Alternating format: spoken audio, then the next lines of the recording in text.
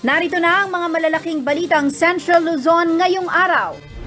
Mahinang pagsabog na monitor ng PHIVOLCS sa Mount Pinatubo matapos ang military exercises ng AFP.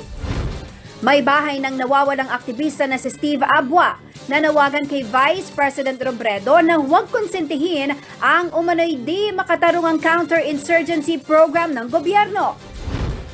Culture of violence. Bahagi nga ba ng politika sa Pampanga? At City College of Angeles nakapagtala ng 100% passing rate sa licensure exam para sa mga guro.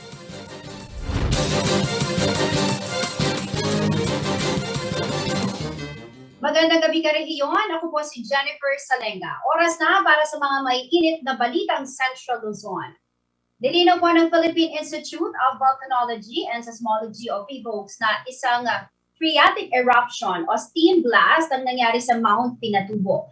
Nag-abiso rin ang ahensya sa publiko na iwasan muna ang pagbisita sa crater ng bulkan. Ano nga ba ang phreatic eruption? Alamin po natin yan sa report ni Rainiel Pau. Kinumpirma ng PHIVOLCS na isang phreatic eruption ang naitala sa Mount Pinatubo alas 12:09 ng tanghali nitong November 30. Ang phreatic o steam blast eruption ay nangyayari sa oras na nakabuo ng steam dahil sa contact ng malamig na groundwater sa mga mainit na bato o magma. Wala namang naranasang ashfall sa mga komunidad ng Zambales kung saan lumikha ng plume ang pagsabog. Kinumpirma rin ng PHIVOLCS na ang phreatic eruption ay nangyari matapos ang Philippine military activities sa lugar. Ibig sabihin wala itong kinalaman sa kondisyon ng bulkan. Nananatili naman sa alert level 0 ang Pinatubo subalit nag-abiso pa rin ng PHIVOLCS sa publiko na iwasan muna ang pagbisita sa paligid ng bulkan. Inabisuhan din ng mga komunidad at local government unit na nakapalibot sa bulkan na laging maging handa sa posibilidad ng lindol at volcanic hazards. Samantalang lokal na pamahalaan ng Botolan sa Zambales na malapit sa bulkan ay naka-alerto na rin sa posibleng mangyari. Hindi naman ho nanganganib na puputok ang bulkan dahil tayo po ay alert level 0. Pero ang lahat ay pinaghahanda. Huwag tayong mabahala, pero tayo po ay maghanda. Huling sumabog ang Mount Pinatubo noong 1991. Rainiel Pawid, CELTV News. At kaugnay po ng balitang yan, makakapalayan po natin si Dr. Renato Solidum, ang director po ng PHIVOLCS. Director, magandang gabi po sa inyo. Welcome po sa CLTV News. Magandang gabi, Jennifer. Yes, Director, napakahalaga po nitong ating panayam na ito, at lahat po ng mga Kapampangan ay inaabangan ito pong panayam na ito dahil hindi naman po natin may kakaila. Ito pong nangyaring weak explosion, hindi po maiwasan na magkaroon ng kahit kaunting pangamba, lalo na po sa mga Kapampangan dahil sa traumatic experience 30 years ago, na naranasan po sa Pampanga at some parts of Central Luzon. Linawin lamang po natin, ano po ba ito pong nangyaring weak explosion sa Mount Pinatubo kahapon? Bawat bulkan po ay mayroong dalawang general types ng eruption. Ang madalas sa maisip ng mga tao ay may magma o tunaw na bato na aabot sa ibabaw at ito po ay isasabog. Ang tawag dyan ay magmatic eruption. Pwede po siyang isang bulat, kaya ang magmatic eruption ay pwedeng eksplosibo tulad po ng 1991 eruption o pwede rin namang dahang-dahang lumabas ang lava at ito ay dadaloy pababa ng dalisdis o di kaya ay maipon lamang doon sa bunganga o sa crater. Ito yung non-explosive magmatic eruption. Sa isang banda, yung pangalawang tipo, walang magma na involved sa kanyang eruption. Imbes, dahil po sa mainit ang bato sa ilalim ng Pinatubo, yung tubig sa crater at sa ilalim nito ay napapakuluan at madalas yan po ay nako-convert sa usok o steam. Paminsan, nagkakataon na yung steam o usok at gas na lumalabas din naman sa bulkan ay nababara ang kanyang singawan at nagkakaroon ng pressure. At kung sobra na ang pressure ay pwede po itong magkaroon ng pagsabog. Yan po ang nangyari kahapon sa Mount Pinatubo at kapansin-pansin na wala masyadong kulay ang usok na lumabas, masyadong puti. Ibig sabihin wala masyadong abo at wala rin tayong nabalitaan na bumagsak ang abo sa bandang Zambales. Ibig sabihin masyado lang mababaw ang aktibidad ng bulkang Pinatubo At wala pong kinalaman ang magma na nasa ilalim pa ng bulkan. Wala tayong nakikitang umakyat na magma o umaakyat na magma. So wala tayong nakikitang immediate na talagang major eruption na mangyayari sa Pinatubo. Pangalawa, sa history po ng Pinatubo, ang pagitan ng malalakas na pagsabog tulad ng 1991 ay daang taon ang binibilang or centuries. In fact, bago magkaroon ng pagsabog noong 1991, 500 years before that ang huling pagsabog. At bago yung 1991, ang pagitan ay kada 1,000 taon. So napakatagal. Kasi ang pagsabog ng malakas sa Pinatubo ay nangangailangan ng maraming gas na maipon doon sa ilalim, sa tinatawag nating magma chamber o imbakan ng magma. And it will take hundreds of years para makaipon uli ng maraming gas para sumabog uli ng kasing lakas ng 91 eruption. Pero dahil ang pagsabog ay delikado, depende sa distansya mo. Kung saan sumabog, mas madelikado kung nandun ka mismo sa crater. Kahit maliit lang yung explosion na mahina, delikado pa rin sa buhay ng tao. Kaya binanggit nyo rin po kanina na nagsabi ang PHIVOLCS kahapon sa advisory na bawal munang pumunta ang ating mga kababayan doon sa Pinatubo area, lalong-lalo na sa crater, kung sakali mang magkaroon pa uli ng hydrothermal or steam-driven explosion. So ang nangyari ko ay normal lamang na aktibidad ng isang vulkan, Director. Tama kayo, no? Ito isang proseso na hindi talaga na-involve pa ang magma na pwedeng mangyari sa mga bulkan na aktibo.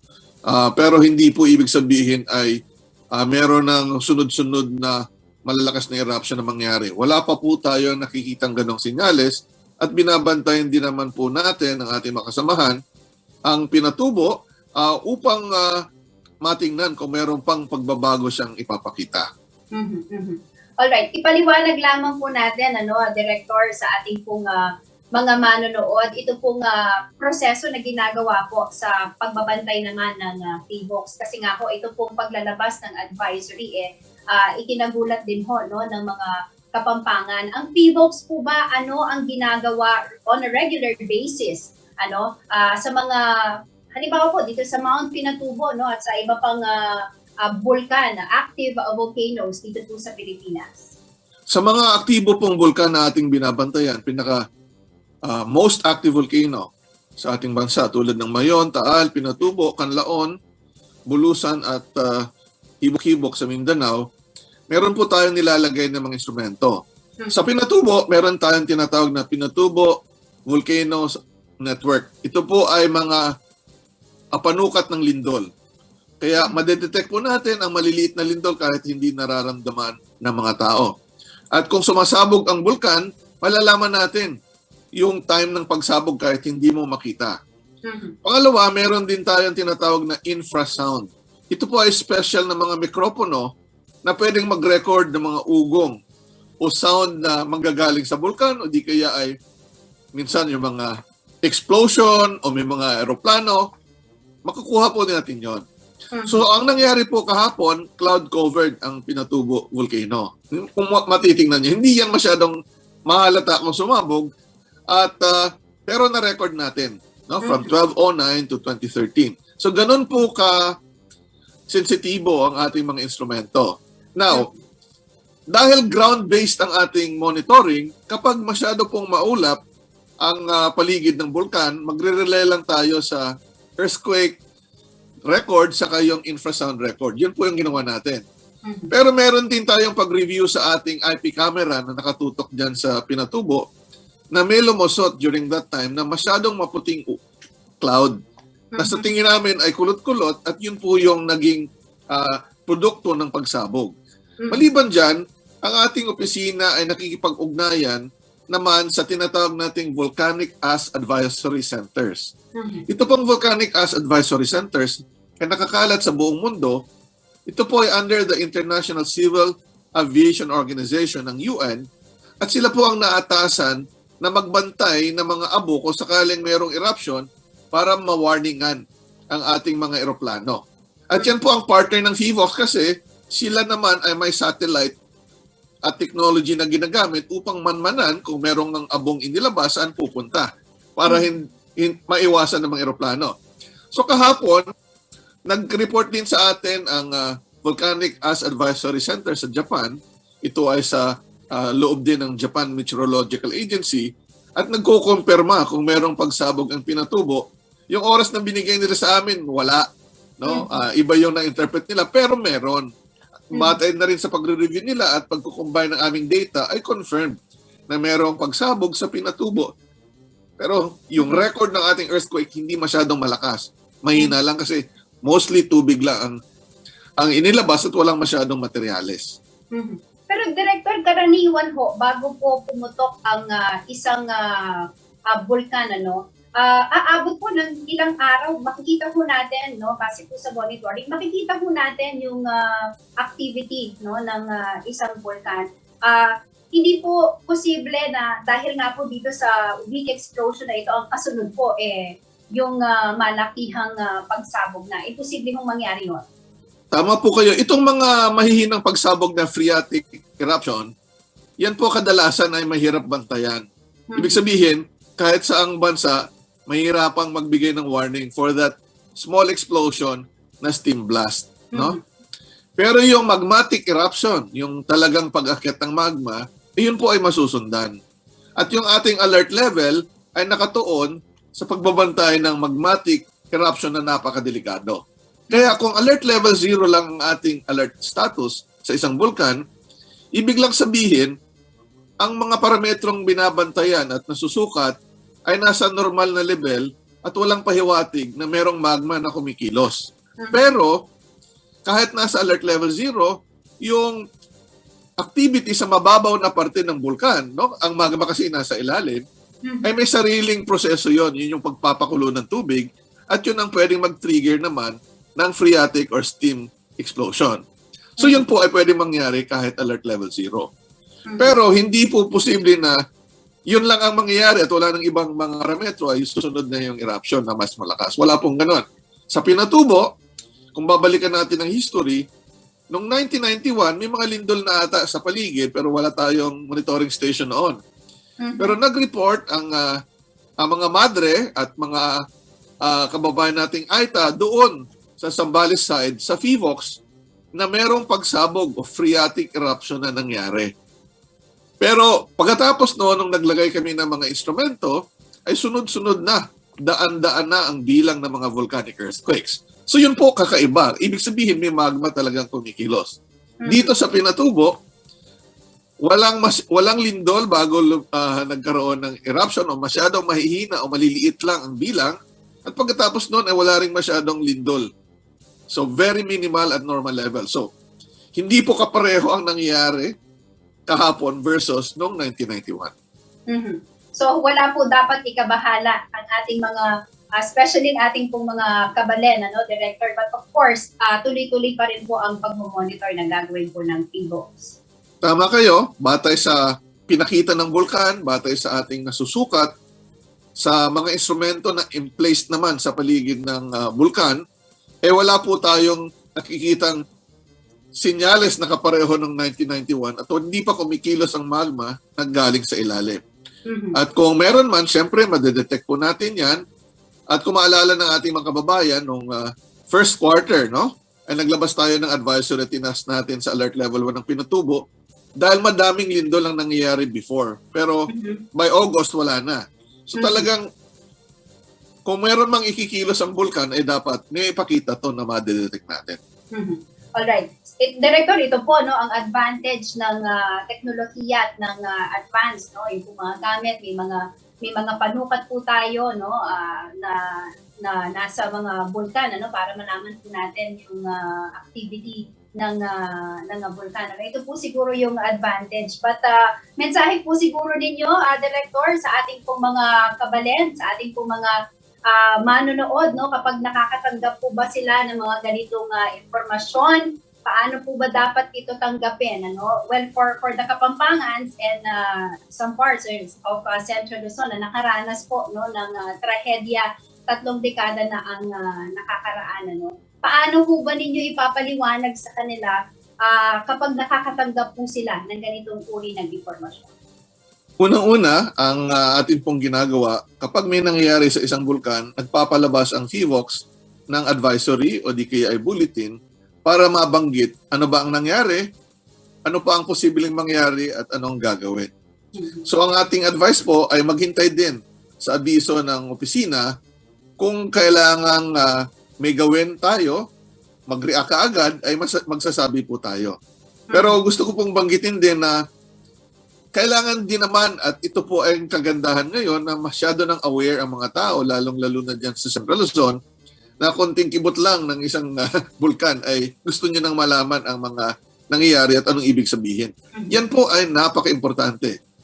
Yung interest natin na malaman ang nangyayari sa ating environment, ang pinakauna na role ng ating mga kababayan. Pero pangalawa, wag naman na tayo masyado mag-interpret tayo ng ating sarili nang wala masyadong basihan.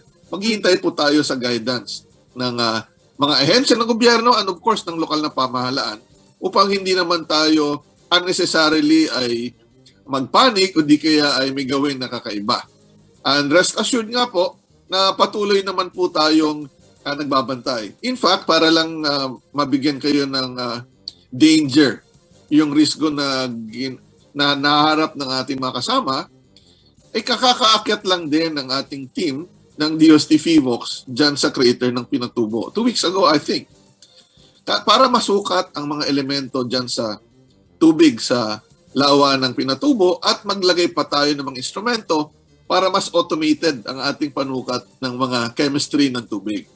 So every time na aakyat po ang ating makasamahan, gusto ko lang ipakita para malaman ng ating makababayan na merong risk every time na pumasok.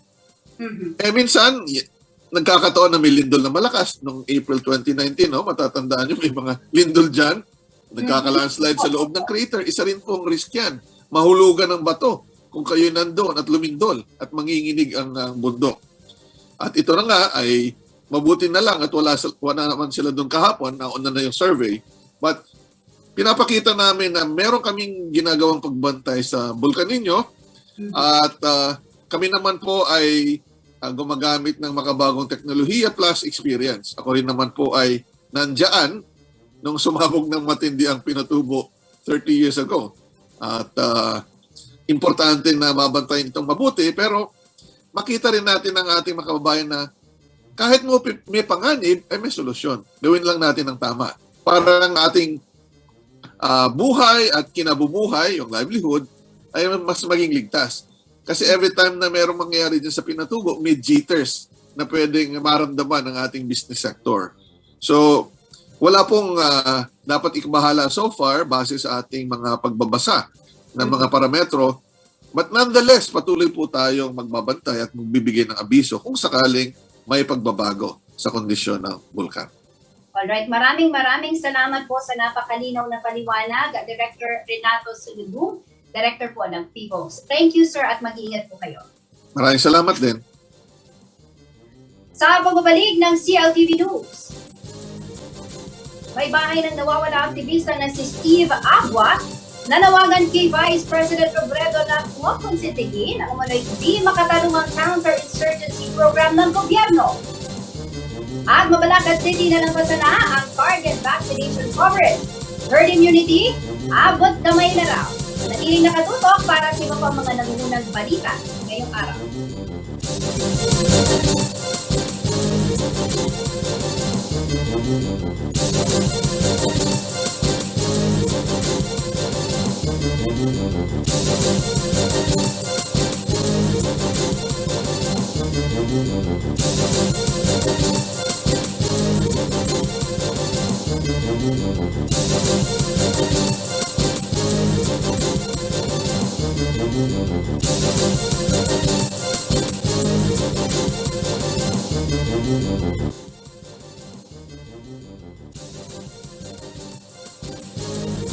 Balik ang CLTV News. At sa iba pa mga nangunang balita, mag-iisang buwan na sa December 6 nang umano'y dukutin at mawala ang kasang leader ng kilusang magbubukid ng Pilipinas na si Steve Agua. Sa paghahanap ng misis nito na si Johanna, nagawa niyang magbigay ng bukas na liha kay presidential aspirant VP Leni Robredo. Hiling nito sa pangalawang Pangulo kung gumanong suportahan ang counter-insurgency program ng gobyerno na walang pakundangan sa pag-red tag at pagdukot sa mga miyembrong progresibong grupo.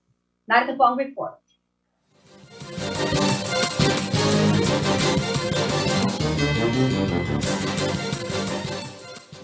Halos isang buwan nang naghahanap sa nawawalang mister si Joanna Abua, ang may bahay ng peasant leader na si Steve Abua.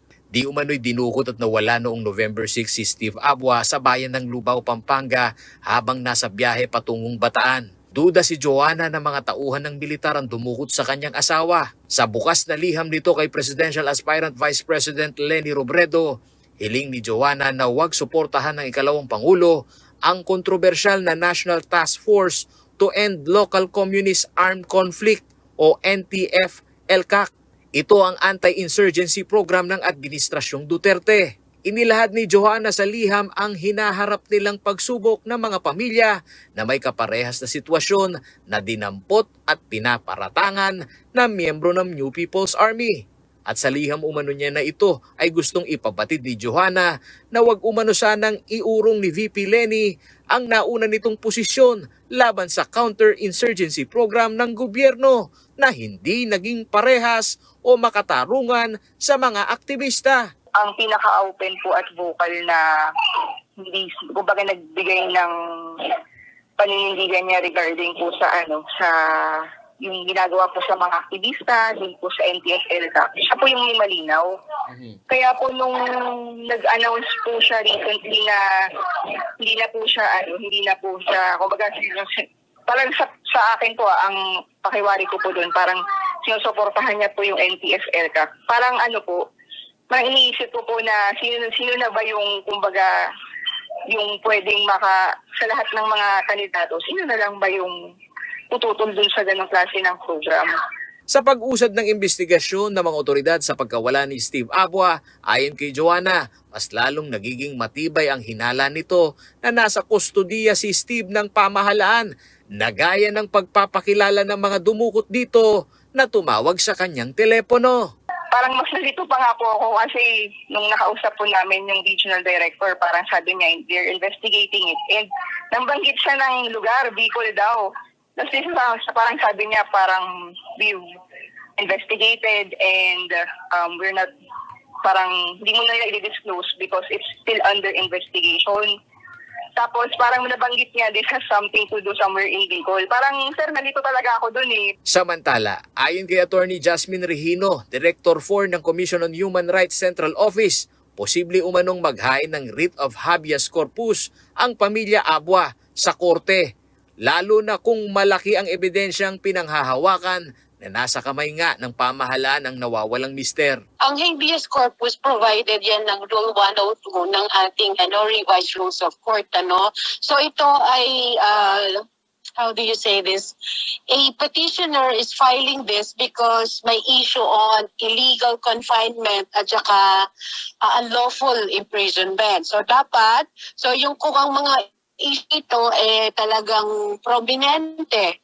So yung petitioner, like yung sinasabi ng asawa nawawala at pinagdududahan niya na mga state agents ang kumuha, then definitely she can file that. Ayon kay Regino, bukas ang CHR para magbigay ng suporta sa legal battle ng pamilya ng mga aktivistang nare-red tag at naghahanap sa kanilang mga kaanak. Sa Central Luzon umano ay pangalawa na si Steve Abua sa mga nawawala sa hanay ng mga nasa progresibong grupo. Kung sa Region 3, I just had a dialogue with them. Parang yung for 2021, there are only 2 cases of desaparecidos. So isa na nga itong kay Steven Abua at yung isa ay somewhere in Nueva Ecija. Nitong November 27, 2021, sa inilabas na press release ng kampo ni VP Leni Robredo, sinabi ng tagapagsalita nito na si Barry Gutierrez na nananatili ang posisyon ni VP Leni na i-abolish ang NTF-ELCAC. Ayon kay Gutierrez, hindi naman umano maikakahon ang salita ni VP Leni sa pag-abolish ng NTF-ELCAC, ay nangangahulugan na inaabandon na din niya ang local development program nito, gaya ng barangay development na pasok sa programa sa counter-insurgency ng administrasyon. Matatandaan sa ikalimang security briefing ni VP Leni nitong November 26 kay bagong Armed Forces Chief Lieutenant General Andres Centino sa Campo Aguinaldo, sinabi ni Robredo na hindi siya direktang tutol sa mga programang maganda ng NTF-ELCAC. Ngunit may mga nagiging hakbangin lamang umano ang mga ito na tinatawag na careless, gaya ng red tagging sa mga aktivista na kritiko ng administrasyon.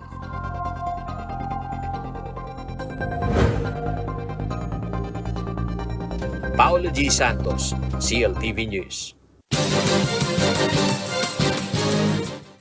Abot kamay na raw ng lungsod na mabalakad ang herd immunity. Ito'y matapos mabigyan na ng first dose ng COVID-19 vaccine ang higit 200,000 individual. Sa kabila nito, patuloy namang pinaalalahanan ng mga mabalakay na huwag maging kampante at sumunod pa rin sa health and safety protocols. Lalo pat may bagong variant ng COVID-19.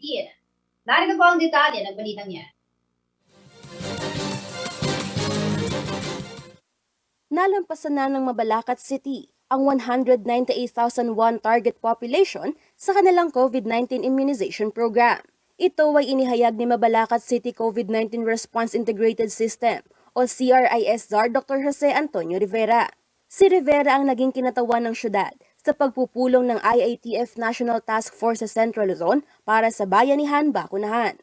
Nasa 95.7% na raw ang overall vaccine utilization rate ng Mabalacat City. Ang development na ito, kinilala at pinuri ng Interagency Task Force Against Emerging Infectious Diseases o IATF.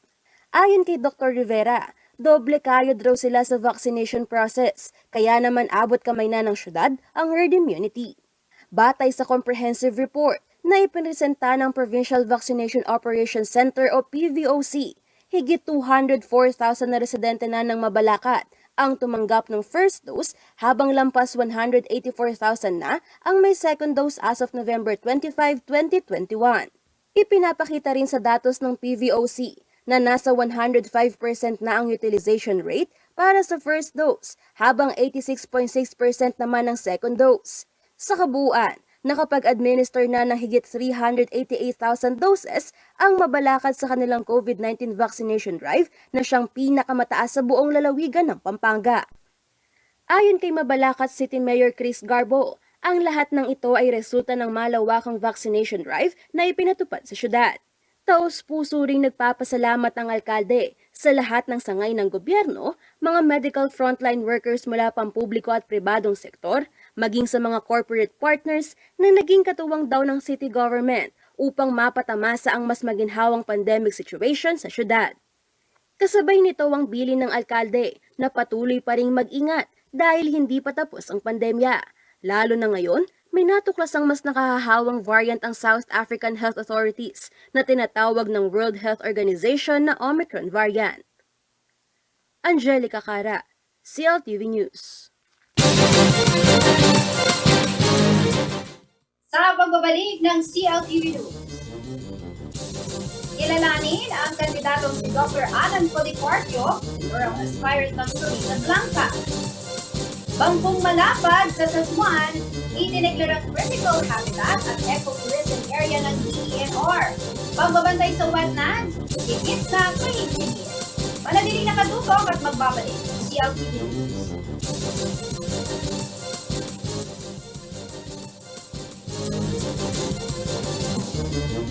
Nagbabalik ang CLTV News. Ang ating pong panauhin ngayon ay isang gastroenterologist, founder ng The Foundation Incorporated at presidente po ng Florida Doctors Hospital. Ngunit papasukin na rin niya ang politika at susubukang mahalal bilang alkalde ng Florida Blanca. Ano-ano pa ang mga nais niyang gawin sa Florida Blanca lalo na ngayong panahon ng pandemya? Makakasama po natin sa kilalanin ng kandidato ngayong gabi si Dr. Alan Policarpio. Doc, magandang gabi po sa inyo. Welcome po sa CLTV News. Magandang gabi, Ma'am Jen. Magandang gabi po sa inyong lahat, sa ating mga televiewers. At maraming salamat po sa inyong paanyaya. At ako po ay nagpapasalamat po sa CLTV. You're welcome, Doc. Opo, but before we start this interview, nais ko po kayong kumustahin dahil yung ating pong mga doktor, ang ating mga bayani ngayong panahon ng pandemya. Kumusta po kayo, Doc? Okay naman, Ma'am Jen. So far, bilang frontliner, yun na nga po. So, tayo naman ano talaga tayo sa mga pasyenteng may COVID at saka sa mga suspects. So patuloy pa rin po ang ating ginagawa bilang frontliners po dito sa panahon ng pandemya, Ma'am Jen. Alright, pero Doc, ito pong papasukin nyo ay iba sa profession po ninyo sa kasalukuyan. Pero ito pong pagkakataon din natin upang ipakilala ang inyong sarili, lalo na po sa mga kababayan nyo dyan sa Florida Blanca. Sino po ba si Doc Alan Policarpio? Maraming salamat, Ma'am Jen. Ako nga po si Dr. Alan Asuncion Policarpio po. Ako po ay isang specialista, isa pong gastroenterologist, tubo at dito po ako pinanganak sa Florida Blanca. Dito po ako lumaki, dito po ako nag-aral ng elementary at saka ng high school sa St. Augustine Academy. At tayo po ay nakapag-aral po sa University of Santo Tomas. At doon po tayo nag-pre-med, medical technology, at doon ako nag-proper, medicine proper. So doon po ako nagtapos. At nakapag-training ako, Ma'am Jen. Una po, internal medicine muna sa St. Luke's Medical Center sa Quezon City. And sumunod po yon yung fellowship ko, yung specialty ko bilang gastroenterologist po. And then I took further training po sa Japan for 2 years as a Mombushu scholar. No? So natanggap ako bilang scholar po ng Japanese Department of Health. Yan po. Alright. Doc, ito po ang unang pagkakataon na papasok kayo sa politika. Yes po, Ma'am Jen. Pero mayor po kaagad, no, ang nais po nating takbuhin. Bakit po? Ano po ang nagtulak sa inyo para humagol bilang alkalde, no, pinakamataas ng posisyon sa isa pong local government unit? Ano po ang dahilan, Doc? Bakit po ninyo naisipan na humagol? Actually, Ma'am Jen, no, even after ko pong pumasa ng board exam, may mga ginagawa na po tayong mga medical missions, no, sa mga panahon na yon. And even during my training, every now and then, mayroon po tayong mga medical outreach program, mga Operation Tuli. Pumupunta po tayo sa iba't ibang barangay. At nung pong panahon po, lalo na nang nagpandemya po tayo, no, nung nagkaroon ng pagkakataon po ang DAP Foundation at nakapunta po tayo sa mga purok, no, sa mga liblib na lugar po dito sa Florida Blanca, talaga pong ramdam po natin ang pangangailangan ng ating mga kababayan dito, lalo na po sa larangan po ng kalusugan. So naisip po natin na talagang kailangan po nating itulak o pumasok dito dahil nga parang meron tayong tumatawag sa atin na kailangan po nating commit na o pumasok dito sa larangan na to. Opo. Ang una po sigurong itatanong sa inyo, no, ng inyong mga kababayan, given na kayo po ay doktor, pero ano po ba ang kakayanan ninyo, no, upang piliin po kayo na maglingkod, no? Well, in terms of medical concern, siguro po isang advantage yon na magkakaroon po ng doktor na alkalde, ano, ang Florida Blanca, pero sa ibang aspeto po, ano po ba ang kakayanan natin para masabi natin na kaya po ninyong pamunuan, no, ang bayan ng Florida Blanca? Yes po. Ang plataforma po natin, Ma'am Jen, pag tinignan po natin, no, yung pong acronym po na HEALS, no, dahil alam naman natin nagpandemya, HEALS 1 na sinasabi. At sinasabi na nga natin na Doc Poly HEALS, no? Yung health, education, agriculture, livelihood, and socio-economic programs. Doon po pinaprioritize po natin kung ano yung mga pangangailangan po ng ating mga kababayan dito sa Florida Blanca. Sa mga nakakakilala po sa atin, hindi po lingid yung leadership po natin at yung competence po natin. Hindi lang dun sa educational background, kung hindi sa mga social civic works na ginagawa po natin. Natayo po natin ang DAP Foundation na ang objective po talaga is para sumerbisyo at tumulong sa ating mga kababayan, lalo na po dito sa panahon ng pandemya. Sa kasalukuyan po, ako nga po yung presidente ng hospital dito, isang private hospital, na kung saan po, ako rin po yung naging founder dito ng hospital. Leadership-wise, masasabi ko po, kaya natin. Hatanda po tayo. Pangalawa po, isa po tayong specialista. Alam po natin ang pangangailangan po, lalo na sa panahon ngayon, kailangan po ng doktor dito sa bayan ng Florida Blanca. So iniisip po natin, marami po tayong programa dito sa health crisis na tinatawag po natin. I-develop po tayo ng mga program para po sa ganun, concretely, tangible, makikita po, may papakita natin. Sa kasalukuyan, Ma'am Jen, pumupunta po tayo at umiikot, nakikipagkwentuhan tayo sa mga kababayan po natin dito. At nakikita po natin talaga, nakakapag-medical mission po tayo sa bawat puro, sa bawat lugar po dito. Meron pong 33 barangays ang Florida Blanca at halos po naikutan na po natin yan sa papamagitan po ng paglilibreng check-up, consultation, at libreng gamot po na binibigay natin. Makikita po natin na talagang mayroon pong kakulangan at mayroon pong need dito po sa Florida Blanca na sana po sa panahon na to, doktor po ang mamuno dito sa bayan ng Florida Blanca. And Pero Doc, yes po. opo, gusto ko po kayong tanungin. At some point, hindi po ba kayo nagdalawang isip sa decision ninyo? Kasi nga ho, nabanggit nyo, no, kayo po ay nagbibigay naman ng medical mission, nagbibigay po ng medical na serbisyo sa inyong mga kababayan and napakalaking tulong na po yun. Hindi po ba kayo nagdalawang isip dito po sa pinapasok mo ninyo ngayon? O talagang buong-buo po ang decision ninyo na kailangan ng Florida Blanca ang serbisyo ni Doc Alan Policarpio? Yes po, Ma'am Jen. Actually, dumaan po tayo ng proseso po, yung tinatawag natin ng process of discernment. No? Tama po yung sinasabi niyo, Ma'am Jen, na sa simpleng kakayahan po natin, dun sa kaya natin as an individual, as a private citizen, nakakagawa naman po tayo ng tulong. Pero naiisip po natin, kung magkakaroon po ng isang mahusay na leader ang Florida Blanca sa panahon na to, mas mapapalawak po natin at mapapalakas po natin, matutugunan po natin ang pangangailangan ng mga kababayan natin dito sa Florida Blanca, unang-una po sa kanilang kalusugan po. So, totoo po yun. At mahirap po, no po, mahirap yung decision na buong-buo yung loob natin ngayon na pasukin natin to. Pero yun nga po sinasabi nga po natin, pinagdasal po natin ito at humingi rin po tayo ng mga advices sa mga mentors na tinatawag po natin. Siyempre po, no, dito sa larangan na to. At tayo po naniniwala na kaya po natin na maging leader po at maging puno ng bayan ng Florida Blanca po. Alright, sir. Kung meron pa po kayong mga plataforma na nais pong ilapag sa mga kababayan ninyo sa Florida Blanca, ito po yung pagkakataon. Yes. Yeah, maraming salamat po sa paanyaya po ninyo.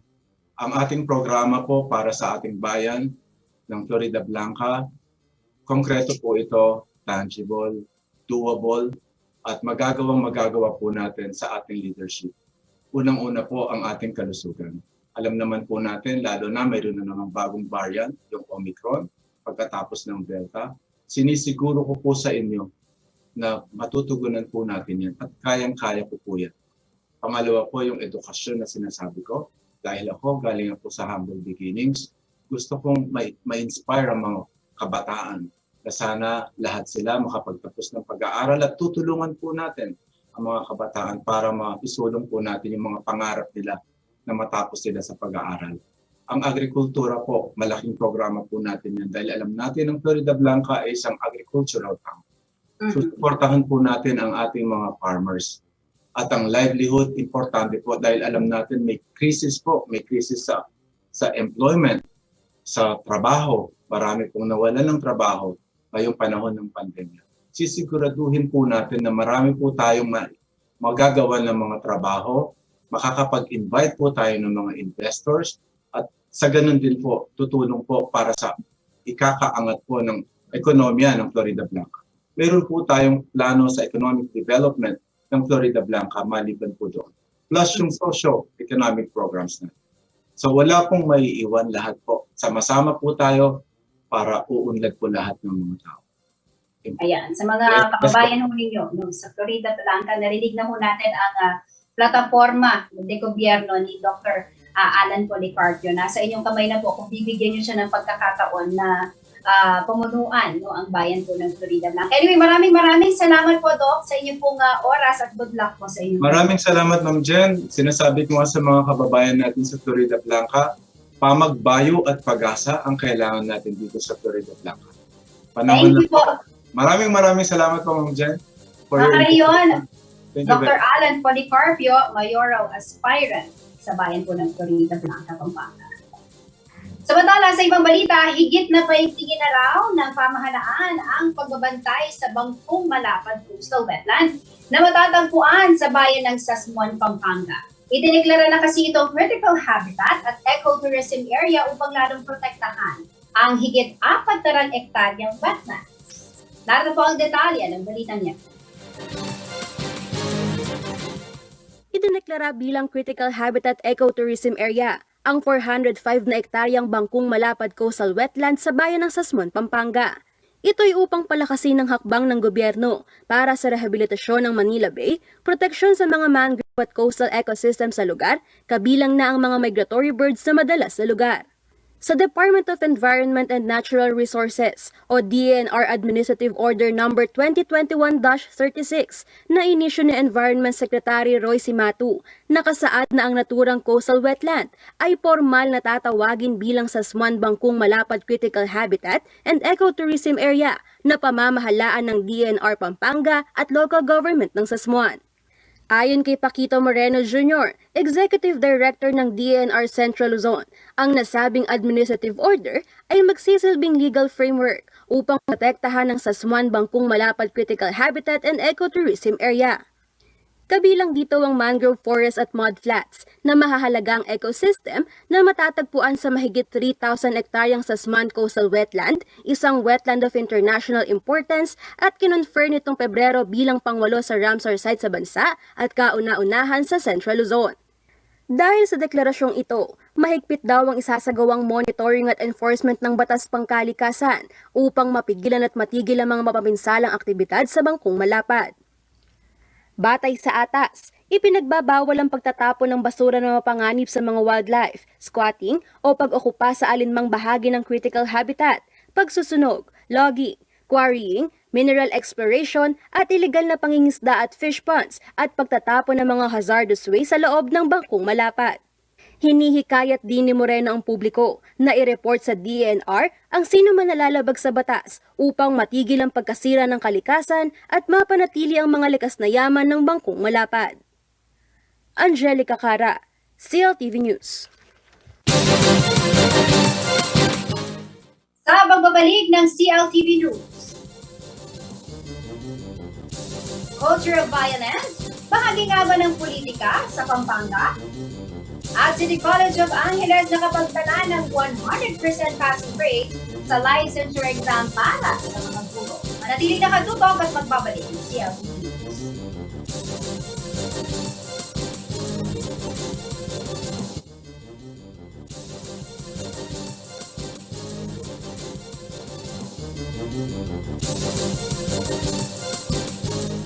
Nagbabalik ang CLTV News at sa iba pa mga nangunang balita, wala po umano sa kasaysayan ng Pampanga ang nailagay dito sa COMELEC control tuwing halalan, ayon po yan sa Kapampangan historian na si Robbie Tantingco.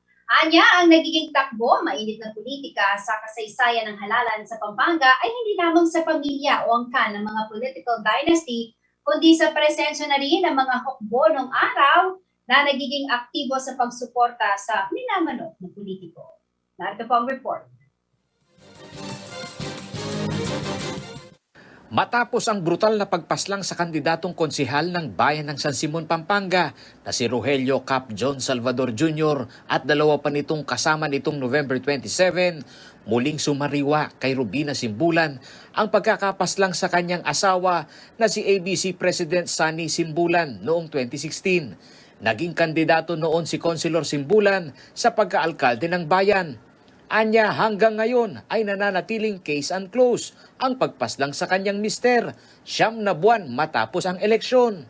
Po niyang tagal yung asawa kong 2016 na mayor, after 9 months, betere po. Ayon kay Simbulan, tila normal na lamang sa kanyang mister ang magkaroon ng death threat. Bilang kapitan ng Barangay Concepcion na nooy naituturing na balwarte ng mga hukbo, hindi umano niya sukat akalain na kahit tapos na ang halalan, ay papaslangin pa ang kanyang mister na aktibo lamang sa politika sa kanilang bayan. Kasi po, totoo na po yung asawa ko, malambat ning atin death threat. Itapi, siguro hanggang mira si tanga patere. After 9 months. Anya kahit natalo ito sa halalan ang Mr. Umano ang muling inirekomenda noon ni Pampanga 4th District Representative Rimpi Bondok. Pero sa hindi mabatid na kadahilanan, matapos ang seremonya ng muling pagbabalik sa posisyon, dito na pinagplanuhan ang mister na patahimikin. Declare na naman pong congressman yan na yapamurin ng tagal pa si Bayo. Tinas na igamat. Kaya pong pisamban kaya ni King Plaza. Anya pong kinabukasan, siguro po mga 11 o'clock po ito. At in registration kay Barangay Concepcion. Karengkeng Comelec, dinatang na po rito. Punta lano ng asawa ko, kot nanala nung nanay buridang ulam. Anyang kay mag-request la po. Lumaling asawa ko, papunta king magtindang ulam. Kaya tapong saktong tapat na nitang pisaliwa ng ulam. Karinde dinali. Adwa lang pong gunman, makamotor lang. Halos 6 na taon na ang lumipas, blanco pa rin umano si Simbulan sa kaso ng mister. Walang sospek at walang nakakasuhan. Anyang kamatayan na po ng asawa ko, may gumpisa ko pong manya justisya, hanggang miras pa po kang Presidente Duterte, pero rin po may randamitan ka na akong anyaran justisya. Kami pong may papamilya, din kaya na ng asawa ko, yung sinabi dapin po kaya kami, pasa Diyos minamu ing milyari king asawa ko. Sa kampo ni suspended Mayor JP Punsalan, hindi raw maikakaila ang insidente ng karahasan sa kanyang bayan sa San Simon. Hindi man daw idineklarang election-related ang mga pamamaslang. Lahat naman halos ng nasasawi ay kilalang aktibo sa larangan ng politika. Pinasinungalingan naman ni Punsalan ang paratang ni Acting Mayor Leonora Wong na mayroon siyang private army. Nauna na ring sinabi ng Police Regional Office 3 na walang presensya ng private army sa gitnang Luzon. Yan po ay kinukundi natin ang pagpatay. Wala po nangyari sa mga investigasyon. Wala silang ginawa. Yan po ang totoong nangyari. At wala po akong private army. Marami po ako private individuals na tumutulong sa akin paglakad ko. Sa record ng COMELEC, hindi kahit kailanman nailagay sa listahan ng election hotspot ang San Simon, Pampanga.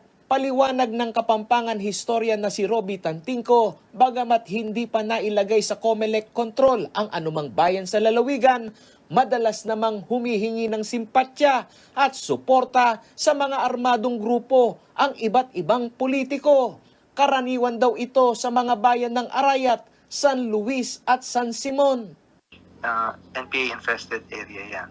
So, noon pa. So, dahil maraming dyan, no, lupaing pag-aari ng mga landlords hanggang ngayon. So, dyan yung natitirang mga insurgency. So, takot ang mga tao sa NPA, sa mga balakap noon. Kaya, kung sino man ang umahabol, they needed protection. Or at least assurance that they would not be, targets of assassination. Dahil sa puwersa ng militar, naiiba na umano ngayon ang pagkilos ng armadong grupo. Ang ilan na dumikit sa mga may kapangyarihan ay hindi na umano sa advokasya o sa prinsipyo lumalaban kundi sa kapakinabangan. Nilinaw din ni Tantingco na ang tinatawag na culture of violence ay maling idikit sa kultura ng halalan dahil ito umano'y magsasadlak sa kamalayan ng marami na normal na lamang ang patayan tuwing sasapit ang halalan. Pag sinabi mong may culture of violence ang isang lugar, lalo na sa panahon ng election, ibig sabihin hindi na masishake off yon. Parang nasa cultural DNA na ng mga botante yon, no? Na parang pag-election, parang in-expect na nila na magpapatayan o magkakaroon ng dahas, ganon. Samantala, matatandaan nitong taong 2020, idineklarang insurgency-free ang lalawigan ng Pampanga. Hindi na umano nagkakampo ang mga New People's Army o NPA sa Pampanga at ang mga leader na lamang umano ng political group ang may presensya sa lalawigan. Paolo G. Santos, CLTV News. Nakakuha ng 100% passing rate ang City College of Angeles sa katatapos lamang na licensure exam for teachers. Ang karangalan daw na ito ay magsisilbing inspirasyon upang higit pang panigihan ng kolehiyo ang pagbibigay ng dekalidad na edukasyon sa kabataang Angelen. Narito po ang report.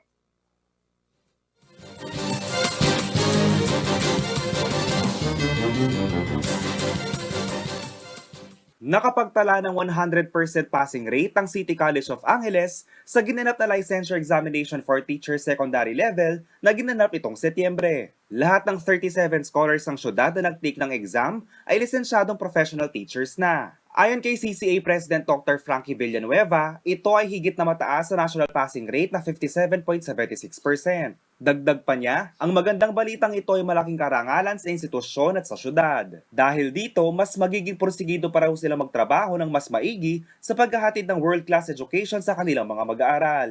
Nagpaabot din ng pagbati si Angeles City Mayor Carmelo Lazatin Jr. sa City College of Angeles dahil sa malaking tagumpay na ito. Sa kasalukuyan, nasa 15 kurso ang ino-offer ng CCA at mayroong 4,500 na mag-aaral. Samantala, patuloy din ang pagpapaganda sa mga pasilidad at konstruksyon ng mga bagong gusali sa nasabing paaralan. Ito'y upang mas maraming mag-aaral pa ang mabigyan ng pagkakataon sa dekalidad na edukasyong hatid ng CCA. JM De Jesus, CLTV News. At yan ang mga balitang nakalat ng CLTV News. Kasama po ang buong pwersa ng CLTV News and Current Affairs. Ako po si Jennifer Salenga. Maraming salamat po. Mga karehiyon, 24 days na lamang po at ito na.